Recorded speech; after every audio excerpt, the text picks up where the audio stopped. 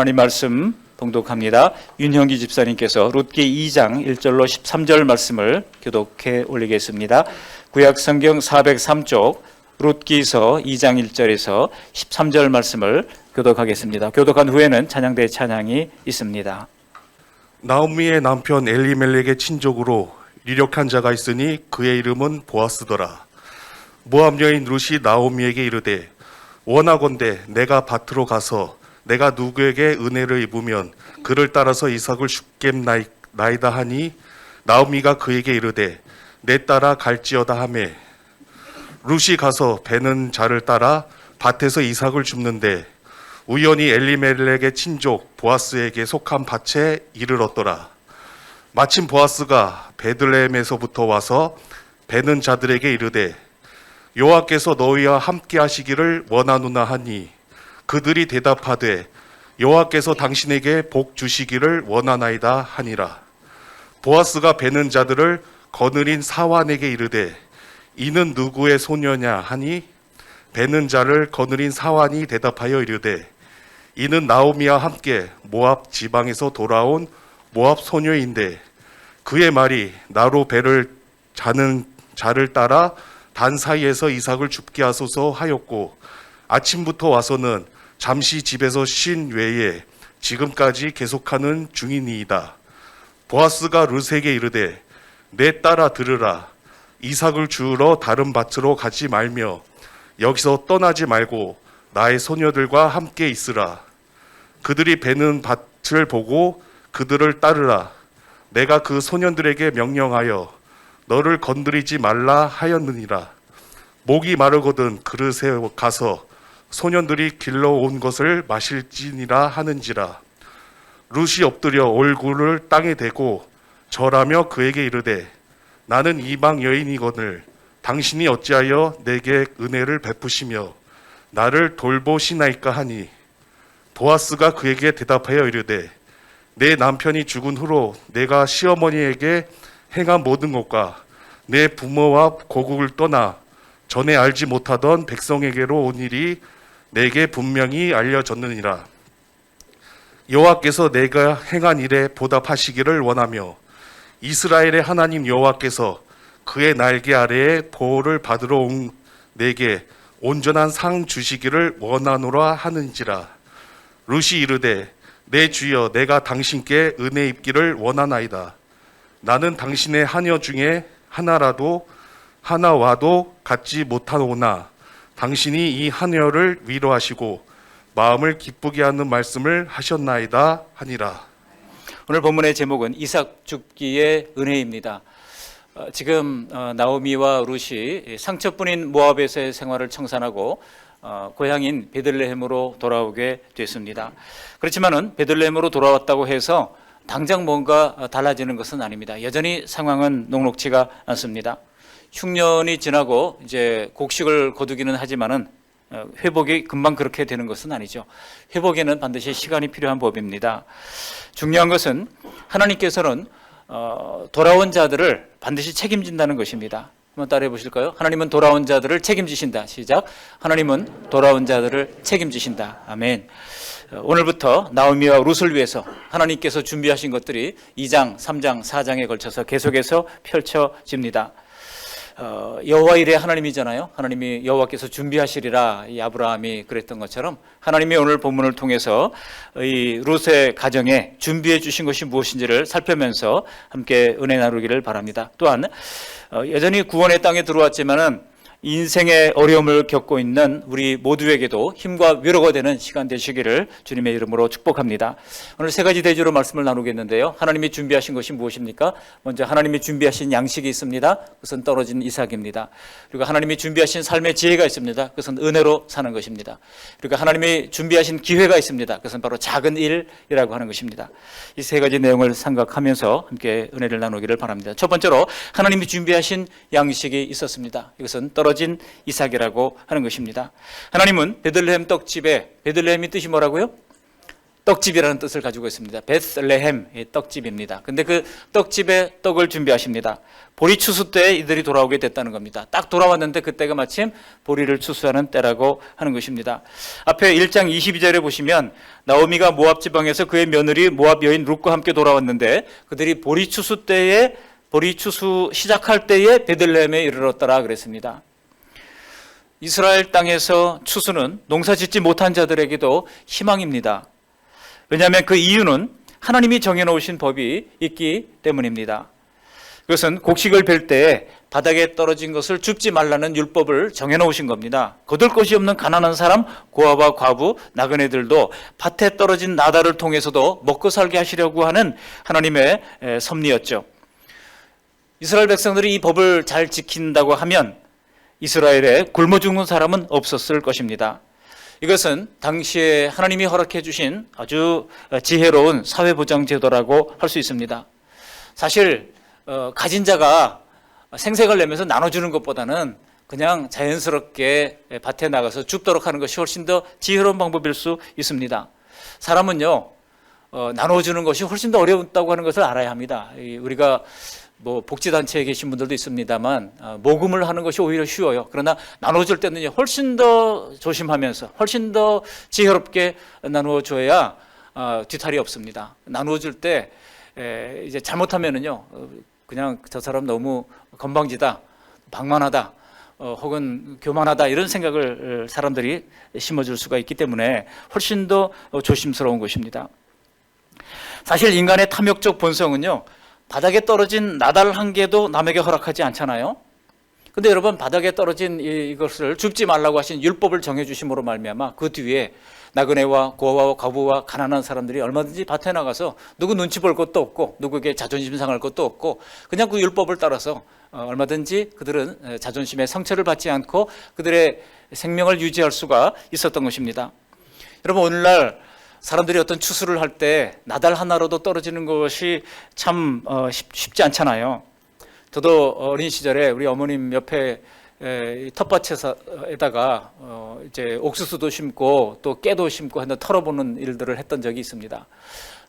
이렇게 포장 같은 걸 넓게 펴놓고 그 위에 이제 다 마른 들깨를 올려놓고 도리깨로 그걸 텁니다. 터는데요, 여러분들이 막 떨어져 사방으로 퍼져나가잖아요. 그런데 이게 그 눈을 들여다보면서 말이죠, 이게 모래인가 이게 나달인가를 살피면서 헤아려가지고 그 하나도 떨어뜨리지 않기 위해서 애를 쓰잖아요. 이게 농부의 마음 아니겠습니까? 근데 요즘 기계로 농사는 하다 보니까 벼를 베는데요, 이 벼를 베는데 탈곡기가 따로 없습니다. 그냥 추수하면서 바로 탈곡이 돼가지고 자루 안에 딱 당기는데 그 뒤로 이제 가보시면 요즘 기계가 얼마나 좋아졌는지요. 나달 한 개도 남지 않습니다. 나달 한 개도 남지 않아요. 좀 남아야 또 짐승들도 먹고 동물들도 먹고 새들도 먹고 그럴 텐데 이게 너무나 악착같이 걷어가는 것은 좀 별로 제가 보기에는 이거 무섭다는 생각이 듭니다. 근데 하나님께서는 자연스럽게 떨어진 것은 다시 줍지 않도록 했습니다. 그렇게 함으로 말미암아 그 땅에 어려운 사람들에게 자연스럽게 생명을 이어가도록 했던 것입니다. 한국교회 스승이었던 우리 옥하는 목사님이요, 돌아가셨지만 이분이 강남의 부자들을 대상으로 사역을 했잖아요. 그러다 보니까 저도 이제 소그룹 사역을 이제 평신도 사역을 하면서 거기에 훈련이 있어가지고 가서 훈련을 받았는데 실제로 거기에 가정에 들어가서 이렇게 이제 하는 것들을 우리가 참관하기도 했거든요. 그들이 소그룹 모임, 구역 모임을 하는 것을 이제 참관을 합니다. 참관을 하는데 제가 갔던 집이 굉장히 널찍하더라고요. 그런데 이제 그래서 제가 나중에 나오면서 혹시 뭐 법전이 가득해요. 그래서 남편분이 뭐 하세요? 했더니 뭐 그냥 법원에 근무해요. 그래서 법원에서 뭐 하시는데 했더니 대법원 판사예요. 그래요. 그런 분들이 즐비하단 말이에요. 그러니까 이분이 옥하는 목사님이 뭐라고 그랬는지 아십니까? 아니 지금 애들 다 장가 보내고 시집 보내고 부부 두 사람 사는데 왜 60평 아파트에 꼭 살아야 합니까? 두 사람이 겨울에 나면서 그 넓은 아파트에 불 떼고 전기세 쓰면서 그렇게 살아야 할 이유가 뭡니까? 라고 도전했습니다. 좀 더 절약해서 가난한 사람들을 좀 같이 살도록 해보자 라고 하는 것이 이분의 목소리였던 것이죠. 일할 힘도 없고 열심히 일해도 생계가 어려운 사람들에 대해 단지 딱한 생각만 가지면 된다. 이거는 주님의 뜻이 아닙니다. 주님이 우리에게 요구하시는 것은 훨씬 더 그 기준이 높습니다. 이웃을 나와 똑같이 여기라는 것이잖아요. 우리가 베풀 때도 내가 베푸는 것이 아닙니다. 하나님이 마땅히 베풀어야 할 것을 우리에게 허락해 주셨을 때 우리는 주님의 것을 주님이 받아야 할 사람에게 돌려준다고 하는 마음을 가질 필요가 있습니다. 나도 살면서 남의 도움이 필요할 때가 있잖아요. 그리고 또한 사실 내가 언제까지나 잘 될 수만도 없고, 또한 도움을 받던 사람들도 언제까지나 도움을 받아야만 하는 상태에 머물러 있지도 않습니다. 다만 이웃과 함께 사는 것, 이웃과 함께 사는 것이 우리 주님의 경제 원리입니다. 이것을 우리가 이해하시고 잘 따르며 함께 섬길 수 있기를 바랍니다. 주님께서 우리에게 허락하신다면 우리는 더 돕는 일에 힘을 써야 합니다. 주님께서 허락하지 않는다면 또 하나님이 주신 은혜의 때를 우리가 바라보면서 소망 중에 견디면서 나가야 합니다. 우리 옆 사람에게 한번 이렇게 얘기해 보십시다. 함께 삽시다. 시작. 함께 삽시다. 아멘. 신명기 24장 19절에 보시면요, 이런 말씀이 있습니다. 우리 한번 함께 읽어보시겠습니다. 내가 밭에서 곡식을 빌 때에 그 한 무칠 밭에 잊어버렸거든 다시 가서 가져오지 말고 나그네와 고아와 과부를 위하여 남겨두라. 그리하면 내 하나님 여호와께서 내 손으로 하는 모든 일에 복을 내리시리라. 그러니까 낯가리에서 이제 곡식을 창고로 거둬들이다가 한 묶음을 그냥 떨어뜨렸어요. 그런데 이거 지금 무거우니까 우선 옮겨놓고 나중에 가져와야지 했는데, 그거를 떨어뜨린 것이 생각나거든 그냥 내버려 두라는 겁니다. 왜 내버려 두라고 그랬습니까? 바로 어려운 이웃들이 와서 이제 먹고 살 수 있도록 그렇게 하라는 것이죠. 그러나 내 삶이 풍성한 떡집처럼 늘 베푸는 위치라면 좋겠지만은 우리 인생에는요, 뜻하지 않은 흉년이 올 때가 있습니다. 마치 나오미와 루시에게 임했던 것처럼 그들이 큰 부자였지 않습니까? 나갈 때는 부하게 나갔습니다. 그러나 돌아올 때는 남편도 죽고 이제 초라한 모습으로 돌아올 수밖에 없었습니다. 우리 인생이 그래요. 때로는 풍성한 삶을 누릴 때도 있지만은 이삭 줍기의 은혜로만 살아가야 할 때도 있는 것입니다. 그러한 흉년이 지난 뒤에 이삭 줍는 것도 큰 은혜인 것을 우리가 알아야 합니다. 그것은 하나님이 책임지고 계시다고 하는 것을 우리에게 보여주시는 증표요, 회복의 시작인 것입니다. 떨어진 이삭은 하나님이 준비하신 양식이었던 것입니다. 두 번째로 하나님이 준비하신 것은 바로 인생의 삶의 지혜를 우리가 허락해 주신 것인데, 그것은 바로 은혜로 살라는 것입니다. 우리는 오늘 우르색에서 어떻게 이삭 줍기의 때를 살아야 할지를 살펴볼 수가 있어야 합니다. 물론 우르색에도 이삭 줍기로 버텨야 하는 이 베들레헴에서의 삶은 결코 만만하지 않았을 겁니다. 그러나 룻은 오직 하나님의 은혜를 의지하여 자기 연민에 빠지지도 않았고, 하나님의 은혜를 의지하여 절망하지도 않았고, 하나님의 은혜를 의지하여 부끄러움도 돌파하면서 나갈 수가 있었던 겁니다. 지금 무엇을 해야 할지 생각해 본 거예요. 지금 단계에서 내가 할 일이 무엇인가? 내 위치에서, 이런 상황 속에서 내가 할 일이 무엇인가? 바로 이삭 줍기를 하는 것입니다. 용기 있고 담대하게 현실을 돌파해 나갑니다. 여러분, 이것이 바로 이삭 줍기의 때를 만날 때 우리가 해야 할 지혜인 것입니다. 여러분, 룻기를 세밀하게 묵상해 보시면요, 이 룻이라는 여인이 모압 지방에 있는 이방 여인이었지만 그의 가문이 기품 있는 가문이었음을 알 수 있습니다. 그렇게 수준 높게 살다가 낮아지는 것이 얼마나 힘든지 모릅니다. 그런데 룻이 어떻게 남의 집에 가서 이삭 줍기 하는 삶을 그렇게도 의연하고도 흔들리지 않게 대처할 수 있었는지 오늘 본문에서 그 단서를 찾을 수가 있습니다. 그것은요, 바로 룻이 은혜로 살았다는 것입니다. 근거가 있냐고요? 물론 있습니다. 오늘 본문 한번 차례로 읽어보시겠습니다. 오늘 본문에도 룻의 입에서 이 은혜라는 말이 계속 반복돼서 나는 것을 볼 수 있습니다. 우리 2절 말씀을 함께 읽어보십니다. 모압 여인 룻이 나오미에게 이르되 원하건대 내가 밭으로 나가서 내가 누구에게 은혜를 입으면 그를 따라서 이삭을 줍겠나이다 하니 나오미가 그에게 이르되 내 따라 갈지어다 하매. 은혜를 입으면 내가 나가겠습니다라고 이야기를 합니다. 또 10절에도 보실까요? 10절에 이렇게 이야기합니다. 룻이 엎드려 얼굴을 땅에 대고 절하며 그에게 이르되 나는 이방 여인이거늘 당신이 어찌하여 내게 은혜를 베푸시며 나를 돌보시나이까 하니. 은혜를 베푸는 보아스 앞에 당신이 누구기에 내게 이런 은혜를 베풉니까? 라고 이야기를 합니다. 13절도 함께 읽어보십니다. 13절 룻이 이르되 내 주여 내가 당신께 은혜 있기를 원하나이다. 나는 당신의 하녀 중에 하나와도 같지 못하오니 당신이 이 하녀를 위로하시고 마음을 기쁘게 하는 말씀을 하셨나이다 하니라. 내 주여 내가 당신께 뭐를 있기를 원한다고요? 은혜 있기를 원하나이다 그랬어요. 비록 베들레헴에 돌아왔지만 가난한 상황 속에서 현실을 타개하기 위해서 그가 비굴하게 살지 않았습니다. 하나님의 은혜를 의지하여 살았다고 하는 것을 구체적으로 이런 성경 구절들을 통해서 우리는 알 수가 있습니다. 룻은 은혜로 사는 방법을 아는 여인이었습니다. 그런데 여기 룻이 은혜를 구하는 것은 사실 사람에게 은혜를 구하는 것만은 아닙니다. 세상에 내게 이유 없이 은혜 베풀어 주는 사람이 어디 있겠습니까? 그러나 삶의 모든 은혜가 하나님의 헤세드에서 온다는 사실을 아는 것입니다. 그렇기에 사람에게 은혜를 구해도 조금 더 비굴해지지 않고 자존심을 잃지 않을 수가 있는 것입니다. 룻의 신앙이 지금 우리와 결코 다르지 않습니다. 우리도 지금까지 돌아보면 하나님의 은혜로 살았잖아요.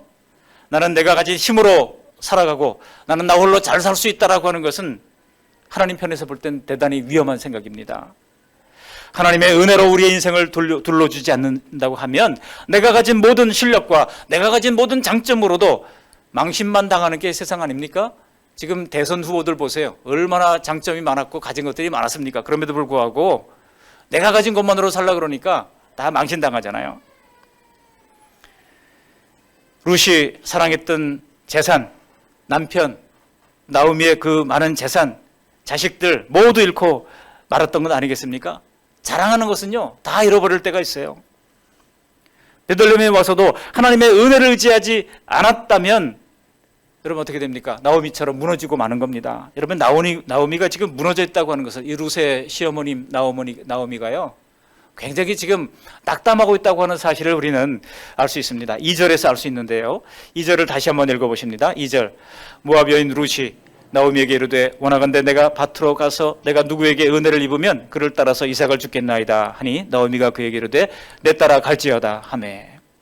여러분 이 2절 말씀이 무슨 상황인고 하니요 지금 베들레헴에 와서 지금 율법을 따라서 얼마든지 밭에 나가서 이삭을 주면 생계는 유지할 수 있잖아요. 그런데 나오미가 움직일 생각을 하지 않는 겁니다. 그러니까 룻이 기다리다 못해가지고 나오미에게 얘기를 하는 거예요. 저라도 혼자 나가서라도 좀 해야 되겠습니다. 이러다 굶어 죽겠습니다. 라고 하는 얘기예요. 그렇게 재촉을 하면서 얘기하니까 나오미에게 힘없이 말하는 겁니다. 내 따라 갈지어다. 여러분 이게 무슨 상황입니까? 좀 이상한 게 느껴지지 않습니까? 1장에 우리가 베들레헴으로 돌아가야 되겠다라고 하면서 모압 땅에서 돌아오기로 작정했던 이 나오미의 결심이 여기 보이지 않습니다. 나오미의 말이 굉장히 짧아집니다. 여러분 말을 잘하던 사람이 갑자기 말이 짧아진다고 그러면 여러분 희망이 끊기고 우울하다고 하는 뜻입니다. 한번 생각해 보십시오. 막상 고향에 돌아오 보니 옛날에 풍부하게 살았던 때와 얼마나 비교가 되는 삶입니까? 아마도 나오미는요 어두운 방구석에 앉아서 자신의 불행을 곱씹으면서 자기 연민에 빠져 있었을 것입니다. 그렇기 때문에 베들레헴에 처음 온 사랑하는 며느리를, 그것도 낯선 모압 여자를 흘겨보는 사람들 틈 속에 그냥 내보내고 있는 겁니다. 왜 그랬을까요?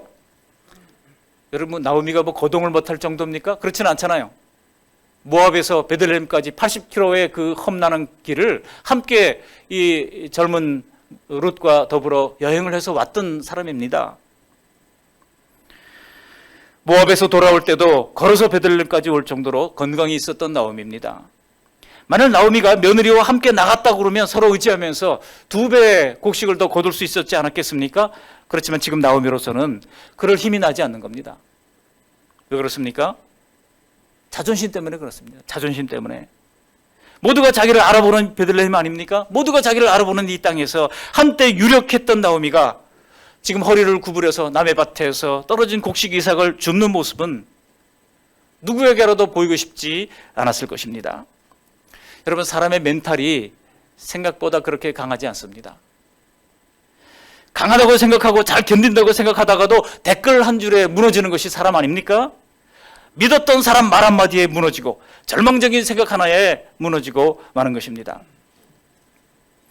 한강 다리에 사람들이 혹시 자살할까 봐 거기다가 좋은 글들을 막 써놨어요. 그리고 거기다가 또 혹시 떨어지면 구명봇 그걸 붙잡을 수 있도록 밧줄에 매달아 가지고 다 걸어놨어요. 뭐 여기 춘천에도 있고요. 그런데 최근에 거기에 붙어있던 글들을 전부 다 없애버렸다고 그래요. 왜 없애버렸습니까? 어떤 사람이 막 자살하려고 막 뛰어내려고 그러는데 뒤에서 어떤 사람이 보고 달려가서 붙잡고 막 설득을 했어요.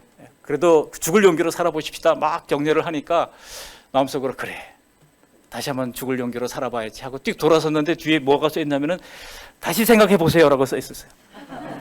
그래서 다시 생각해 보니까 살 이유가 없어요. 그리고 다시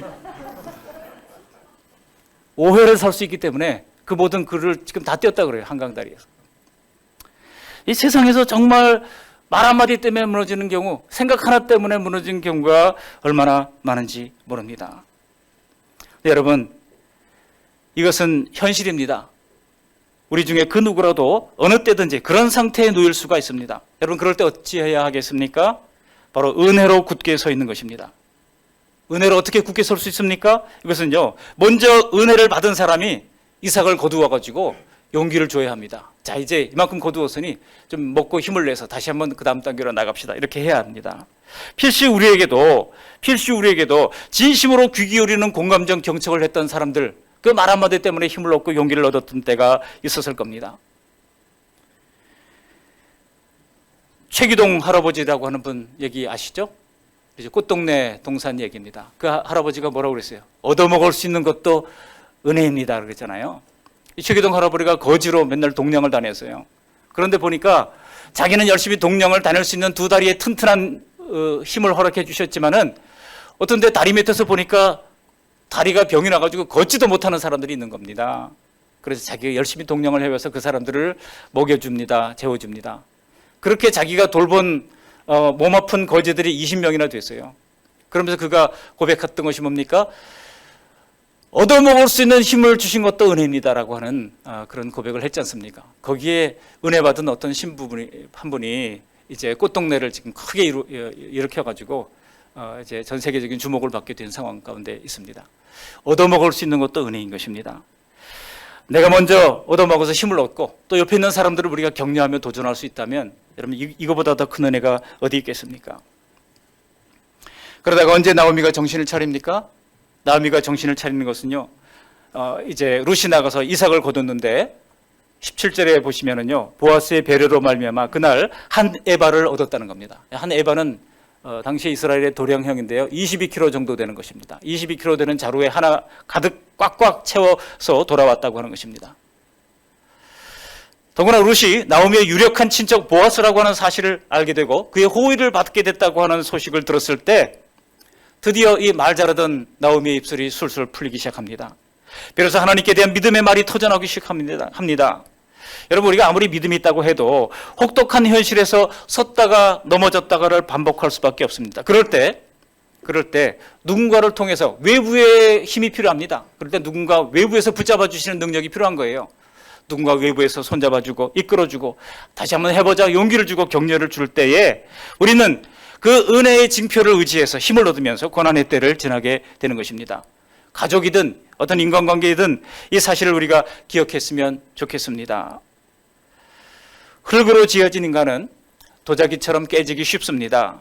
때로 우리의 멘탈은요, 강한 것 같다가도 한순간에 유리처럼 산산조각 날 수도 있는 것입니다. 그러므로 우리로 견디기 힘든 이삭 줍기의 시기를 지나가게 될 때에 서로를 세워주고 서로를 위로하며 서로를 격려하는 우리 모두가 될 수 있기를 바랍니다. 어깨에 힘을 빼고 어깨에 힘을 딱 주면 경직됩니다. 어깨에 힘을 빼시고 하나님의 은혜로 살아가는 우리 모두가 되시기를 주님의 이름으로 축복합니다. 마지막 세 번째로 하나님이 준비하신 이 기회가 있습니다. 그것은 바로 작은 것을 소중히 여기는 것입니다. 하나님의 땅에서 이 이삭 줍기의 삶은 영원하지 않습니다. 항상 맨날 이삭만 주우며 살라고 하나님께서 하시는 않습니다. 우리 중에 먼저 이삭 줍기가 끝난 분들도 있을 겁니다. 그러나 하나님은 우리를 연단하시려고 또다시 우리에게 이삭 줍기의 때를 허락할 때도 있습니다. 그러나 이런 이삭 줍기의 때에 우리는 미리 염려할 필요가 없습니다. 은혜로 살면 된다는 것입니다. 보아스가 말한 대로 우리 하나님은 이런 분이기 때문이에요. 우리 12절 말씀 함께 읽어보실까요? 12절입니다.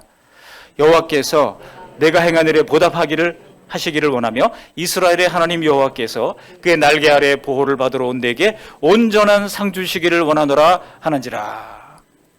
정말 그렇게 하나님이 룻을 그의 날개로 보호하고 상을 주시기 위하여 준비하신 인물 보아스가 짜잔하고 등장하는 겁니다. 지금 이 룻의 생애예요.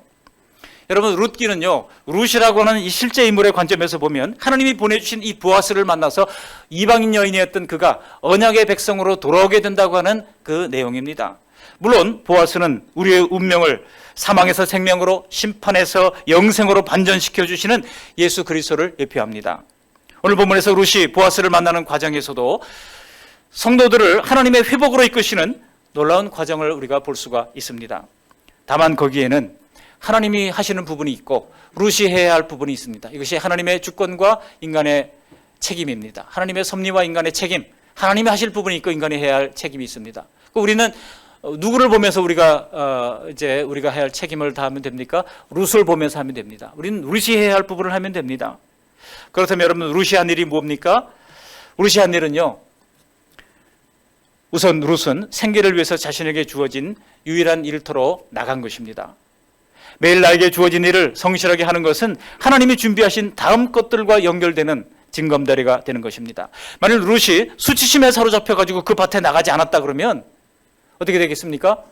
룻은요, 결코 보아스를 만나지 못했을 겁니다. 그러므로 여러분, 내게 주어진 일이 비록 바닥에 떨어진 곡식 나다를 줍는 것과 같다 할지라도 이것을 부지런히 하면 거기에 소망이 있습니다. 세상에서도 소소한 일들을 평생 한 사람을 달인이라고 그러면서 칭찬해주고 격려해주지 않습니까? 우리가 하는 일들이 초라해 보이고 별로 대수롭지 않아 보인다 할지라도, 그러나 룻이 얼마나 소중히 나달 하나하나를 열심히 주워 모으는지 추수하는 사람들이 안 보는 것 같아도 다 지켜보고 있었던 겁니다. 드디어 밭을 둘러보던 보아스가 사환에게 저 소녀가 누구냐고 묻습니다. 그럴 때 그 베는 사람들을 책임지고 있는 사환이 이렇게 보고를 하는 거예요. 우리 6절 말씀 함께 읽어보시겠습니다. 6절. 베는 자를 거느린 사환이 대답하여 이르되 이는 나오미와 함께 모압 지방에서 돌아온 모압 소녀인데. 자, 여기 소녀인데 하고 끝을 더 말을 하려고 지금 하고 있습니다. 이 사환은요, 그냥 질문한 그대로 답변만 하면 돼요. 그냥 모압에서 이제 나오미와 함께 돌아온 소녀입니다. 모압 소녀입니다. 이렇게 얘기해도 돼요. 근데 그는 거기서 끝내지 않고 그 다음 단계를 이어갑니다. 우리 7절 말씀도 함께 읽어보실까요? 7절. 그의 말이 너로 베는 자를 따라 단 사이에서 이삭을 줍게 하소서 하였고 아침부터 와서 잠시 집에서 쉰 외에 지금까지 계속하는 중이니이다. 당시 이삭 줍기는요, 율법으로 정해져 있었기 때문에 누구든 어느 밭이든 들어갈 수 있었지만은 룻의 이런 공손함과 성실함이 보고하는 이 사환의 마음에 깊은 인상을 주었다는 겁니다. 그래가지고 그 주인한테 보고를 할 때 뭐 물어보지 않았던 것까지 다 얘기를 하는 거예요. 우리가 그럴 때가 있죠. 어떤 사람에 대해서 물어보면 그 물어본 것 이상으로 자기가 그 사람에게 받았던 감동을 다 이야기하는 사람이 있습니다. 지금 이 사환이 안 물어본 것까지 다 얘기하는 거예요. 7절 하반절에 있는 것처럼 아침부터 와서 잠시 집에서 쉰 후에 지금까지 계속하는 중인이다. 참 성실한 여자입니다. 이런 얘기를 지금 하는 겁니다. 사랑하는 성도 여러분, 내게 주어진 일이 무엇이든 그것을 성실하게 감당하는 것을 누군가는 다 보고 있습니다. 만약 함께 일하는 사람이 성실하다고 하면 그 사람이 좀 재능이 부족하다 할지라도 누구든지 그 사람을 달래볼 것이고 함께 일하고 싶어 할 것입니다. 교회도 마찬가지입니다. 여러분, 우리 교회도 하나님께서 우리에게 재능을 따라 허락하신 여러 가지 사명이 있습니다. 그 청지기적 사명을 어떤 사람은 보면 이것도 잘하고 저것도 잘하고 다 잘해요. 왜 그렇습니까? 그 사람이 재능이 많아서가 아니라 하나님을 향해서 열려있기 때문에 무슨 일을 하든지 그 작은 일을 성실하게 감당하는 것입니다. 여러분, 사업장 운영하시는 분들도 사업장을 하다가 보면 성실히 책임을 다하는 좋은 직원 한 사람이 얼마나 귀합니까? 지금 보아스의 사환이 이렇게 룻을 소개한 것은요, 당연히 이 보아스의 마음에 야, 룻이 참 괜찮은 여잔가 보다 하고 좋은 호감을 일으켰을 것이 분명합니다. 더구나 이 얘기를 받고 나서 보아스가 뭐라고 얘기합니까? 11절에 보시면요, 룻에 대해서 소문을 내가 들은 것이 있다라고 얘기를 합니다. 우리 11절 말씀 함께 읽어보십니다. 보아스가 그에게 대답하여 이르되 내 남편이 죽은 후로 내가 시어머니에게 행한 모든 것과 내 부모와 고국을 떠나 전에 알지 못하던 백성에게로 온 일이 내게 분명히 알려졌느니라. 여러분, 우리가 사는 모든 시간, 모든 장소는 모든 사람들과 관계 속에서 성실히 최선을 다해야 하는 것은요, 이것이 내게 평생의 평판으로 다가온다는 거예요. 한순간의 평판이 아닙니다. 평생의 평판으로 내게 다가온다는 거예요. 그리고 그런 좋은 평판은 결정적인 순간에 더 좋은 단계로 연결되는 징검다리가 된다는 것입니다. 또한 여기 룻에게는요, 은혜를 베푸는 자를 향한 겸손함이 있었어요. 우리는 누구에게인가 은혜를 입을 때 자칫 겸손하게 고개를 숙이기보다는 속에서 자존심이 더 고개를 드는 경우들이 많습니다. 그러나 룻은 자기에게 은혜를 베풀고 있는 이 보아스에게 이렇게 말하는 겁니다. 우리 10절 말씀 함께 읽어보실까요? 10절. 룻이 엎드려 얼굴을 땅에 대고 절하며 그에게 이르되 나는 이방 여인이거늘 당신이 어찌하여 내게 은혜를 베푸시며 나를 돌보시나이까 하니. 룻이요, 은혜를 베푸는 보아스에게 어떻게 했다고요? 그 자세를 보십시오. 엎드려서 얼굴을 땅에 대고 절했다며 그 얘기하고 있습니다. 저도 하나님의 은혜가 깨달아질 때는 이 말씀을 묵상하다가 그냥 뻣뻣이 하나님 감사합니다 이렇게 할 게 아니라 룻이 그랬던 것처럼 한번 고개를 바짝 숙여봐야 되겠다 하고 새벽기도 시간에 이렇게 죄송합니다 고개를 막 숙여서 한번 해보려고 몇 번 하다 보니까 여러분 이 자세에도 우리의 마음이 표현되는 거거든요. 우리의 자세를 통해서도. 그래서 하나님 앞에 그는 겸손함으로 은혜를 베푸는 사람에게 이제 낮추는 그런 모습이 있었다는 것입니다. 우리의 자세에도 마음이 담기는 것입니다. 물론 하나님이 보아스와 룻을 만나게 하시려고 하는 섭리 속에서 이루어지시는 일이지만은 그러나 하나님은 강제로 하는 분은 아니잖아요. 사람의 만남은 상대방을 관찰하고 좋은 점을 발견하고 마음에 드는 부분들이 있을 때 감정도 생기고 함께 일할 결심도 생기게 되는 것 아니겠습니까? 룻은요, 구약의 성도로, 우리는 신약의 성도로서 오늘 룻에게 있는 이런 좋은 성품들, 그런 인격적 태도들을 항상 생각하고 갖추어 나갈 수 있기를 바랍니다. 작은 것도 소중히 여기고 감사함으로 또 성실함으로 은혜를 베푸는 자에게 또 이제 겸손함으로 서는 것입니다. 이게 룻이 했던 일이라면 하나님이 했던 일이 있죠? 하나님이 어떤 일을 하셨습니까? 하나님은 보아스를 예비해 놓으셨습니다. 우리 1절 말씀 다시 한번 읽어보시겠습니다. 1절. 나오미의 남편 엘리멜렉의 친족으로 유력한 자가 있으니 그의 이름은 보아스더라. 아멘. 아마도 룻기의 기록자가 이제 사무엘일 수도 있는데요. 지금 위상으로 되어 있죠. 룻기의 기록자가 누군지 아직도 정확하게 나와 있지는 않습니다. 혹자는 사무엘이라고 그러기도 하고 또 사무엘이 아닐 수도 있습니다. 그러나 아무튼 이 기록자는 처음부터 이 말이 하고 싶어서 입이 근질근질 했을 겁니다. 하나님이 보아스를 짜잔하고 준비해 놓으셨다. 이 얘기를 하고 싶었을 겁니다.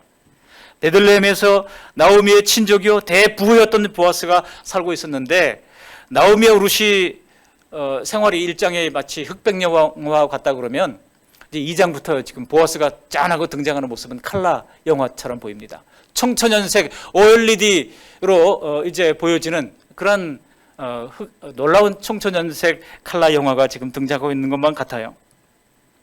이것은 보아스와 그의 추수꾼들이 나누는 대화를 통해서도 이 보아스가 얼마나 빛을 가져오는 존재인가를 알 수 있습니다. 우리 4절 말씀 같이 한번 읽어보실까요? 4절. 마침 보아스가 베들레헴에서부터 와서 베는 자들에게 이르되 여호와께서 너와 함께 하시기를 원하노라 하니 그들이 대답하되 여호와께서 당신에게 복 주시기를 원하나이다 하니라. 곡식더미가 밭에 가득하고 그것이 가득하다고 해서 그것이 행복으로 반짝이는 것이 아닙니다.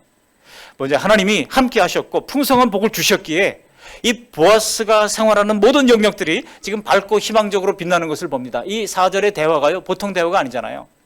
보아스가 하나님이 함께 하기를 원한다고 임마누엘의 복을 비니까 그의 사원들도 함께 얘기합니다. 뭐라고 얘기합니까? 여호와께서 당신에게 복 주시기를 원하나이다. 여러분 이게 대화가 보통 대화가 아닙니다. 평소에 베푸는 것이 있었고 평소에 서로 좋은 주 안에 이 아름다운 관계가 있었기 때문에 서로 복을 주고받는 축복을 하는 이런 관계가 세워졌던 것입니다. 하나님이 그렇게 밝은 곳으로 룻을 보내십니다. 한 걸음 더 하나님께서 룻을 인도하시는데요. 우리 3절 말씀 함께 읽어보십니다. 룻이 가서 베는 자를 따라 밭에서 이삭을 줍는데 우연히 엘리멜렉의 친족 보아스에게 속한 밭에 이르렀더라. 근데 여기 3절에서 흥미로운 것은요. 성 밖으로 나가 넓디 넓은 보리밭 중에서 한 밭을 찾아 들어갔는데 우연히 바로 이 보아스의 밭에 들어가게 됐다는 겁니다. 저는 여기 등장하는 우연이라고 하는 말을 주목해 봤습니다.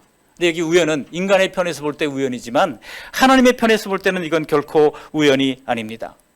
어떻게 하나님이 계속 이 우연이 계속 이렇게 여러 번 반복되게 하셔서 이제 보아스가 룻을 아내로 취하고 그 가정에 그리스도가 나게 하는 그런 물줄기를 형성하셨는가를 우리가 볼 필요가 있습니다. 이것은 그냥 일어난 일이 아니라 초월적인 어떤 힘이 개입했다고 하는 의미가 들어있기 때문에 이것은 결코 우연이 아닙니다. 사람의 편에서 볼 때만 우연이지 이것은 하나님의 필연이었던 것입니다. 하나님이 계획하신 일이 우리에게 일어날 때 우리의 눈으로는 다 우연인 것처럼 보입니다. 그러나 만일 그때 그 우연이 아니었다면 어쩌면 우리도 지금의 내가 아닐 수도 있습니다. 하나님의 우연이 계속 섞여서 모든 것이 하나님의 계획 안에서 궤도를 벗어나지 않게 하신 것입니다. 실제로 룻기에는요, 놀랍게도 우르세게도 이 우연이 계속 이러다고 하는 것을 볼 수 있습니다. 다시 한번 4절 말씀 함께 읽어보실까요? 4절 한번 읽습니다. 마침 보아스가 베들레헴에서부터 와서 베는 자들에게 이르되 여호와께서 너희와 함께 하시기를 원하노라 하니 그들이 대답하되 여호와께서 당신에게 복 주시기를 원하나이다 하니라. 여기 4절 말씀의 제일 시작이 뭐로 시작하고 있어요? 마침. 저는 이 마침이라고 하는 단어에 주목을 해봤습니다. 히브리어로 히네라고 하는 말인데요, 이게 자 보라 이런 뜻이에요. 자 보라. 지금 보아스가 그 많은 자기의 땅들 중에서 하필 누구가 일하는 곳으로 왔습니까? 룻이 일하는 곳에 마침 당도했다는 것입니다.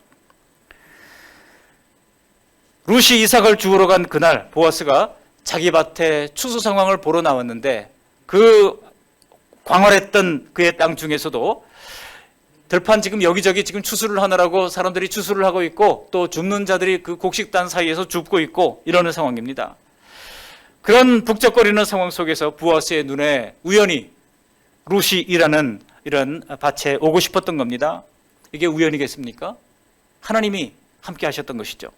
사실 보아스는 나오미의 먼 친척이라고 하지만 룻과 관계될 입장이 아닙니다. 지금 보아스는요, 베들레헴의 대부호입니다. 그리고 권세 있는 집안이 되어 있는 상황입니다. 그러니 이런 상류층 사람이 가난한 이방 여인 룻과 무슨 상관이 있었겠습니까? 그냥 우리도 한두 사람쯤 가지고 있을 먼 부자 친척일 뿐인 것이죠. 네 힘으로는 닿을 수 없는 그 사람, 네 힘으로는 다가갈 수 없는 그 일, 네 힘으로는 어떻게 할 수 없는 그 상황을 하나님께서는 만나게 하시고 관계를 맺게 하셔서 하나님의 일을 이루어 가십니다. 우리의 인생에서 모든 일들은 어떤 인물이나 어떤 상황이나 바로 이 만남을 통해서 이루어지는 것입니다. 하나님은 이 우연을 통해서 우연히 그리고 마침 이러한 우연을 통해서 사람을 만나게 하시고 평생 직업을 만나게 하시고 평생 해로할 부부를 만나게 하시고 내가 함께 신앙생활을 할 수 있는 교회를 만나게 하시고 삶의 여러 가지 사건들을 만나게 하시는 것입니다. 그런데 우리 하나님은요, 이것들만 준비하신 것이 아니에요. 사실은 이보다 훨씬 더 오래전부터 보아스와 룻의 만남을 하나님이 준비하셨다고 하는 것을 알게 됩니다. 굉장히 놀라운 일인데요, 이방인과 혼인을 금하고 있는 유대인 남자에게 아무리 당시에 계대 결혼법이 있다 할지라도 당시에 이방 여자 룻을 아내로 맞이한다고 하는 것은 결코 쉬운 일이 아닐 겁니다. 먼저 마음과 마음이 이어져야 되잖아요. 마음과 마음이 이어져야 그 다음에 그 다음 단계가 될 거 아니겠습니까? 근데 처음부터 마음과 마음이 이어질 가능성이 별로 없는 상황이에요. 여러분, 지금 살고 있는 배우자와 마음과 마음이 이어지고 있습니까? 별로 대답이 시원치 않으신 것 같아요. 아니에요? 어떤 분이 물었어요. 당신의 남편은 당신에게 어떤 존재입니까? 그랬더니까 내 인생의 로또 그러더래요. 그래서 정말요? 하고 눈이 동그랗게 얘기하니까 안 맞아! 그렇게 안 맞을 수가 없어. 하나부터 열까지 하나도 안 맞아. 얘기했다는 겁니다. 참 마음과 마음이 이어지는 것이 참 쉽지 않은 것 같아요. 그런데요, 지금 보아스가 이 룻에게 마음이 열리는 사건이 있었습니다. 그것이 무엇입니까? 여러분, 그것은 바로 학자들에 따르면 그 이유가 나오는데 보아스의 어머니도 이방 여인이었기 때문이라는 것입니다. 보아스의 어머니도 이방 여인이에요. 어떻게 알 수 있습니까? 룻기 마지막 부분과 마태복음에 보시면 예수님의 족보가 나오는데 거기에 보아스가 나옵니다.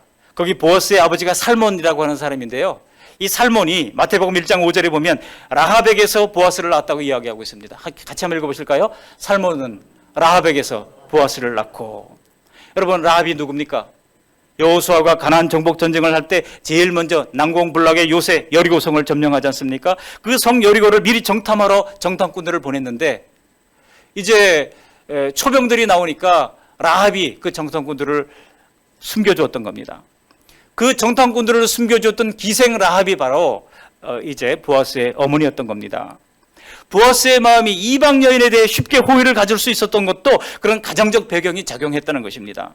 그래서 자기 민족과 그 신들을 버리고 하나님께로 돌아왔던 자신의 어머니처럼 우상의 땅을 떠나서 하나님께로 돌아온 이 용감한 여인 룻에 대하여 보아스의 마음이 끌렸던 것입니다. 우리 하나님은요, 역사를 통해서 일하십니다. 우리의 작은 걸음도 준비하시고 큰 걸음도 준비하시는 것입니다. 그리고 더 영원한 걸음도 준비하시는 것입니다. 그렇게 룻의 큰 걸음이 예수님의 족보에 보석처럼 박혀 있는 것입니다. 우리의 이름도 이미 예수님 때문에 주님의 책에, 그 생명책에 보석처럼 박혀 있는 줄 믿습니다. 말씀을 정리합니다. 2장 마지막을 보시면은요, 룻이 보리추수로부터 밀추수가 끝날 때까지, 이 보리추수부터 밀추수 때까지는 약 4개월 정도 시간이 걸립니다. 그 4개월 정도, 넉 달이나 보아스의 밭에서 계속 이삭 줍기를 했던 것을 알 수 있습니다. 그러니까 뭐 배 고를 일 없이 계속해서 풍성하게 채워주신 것을 알 수 있습니다.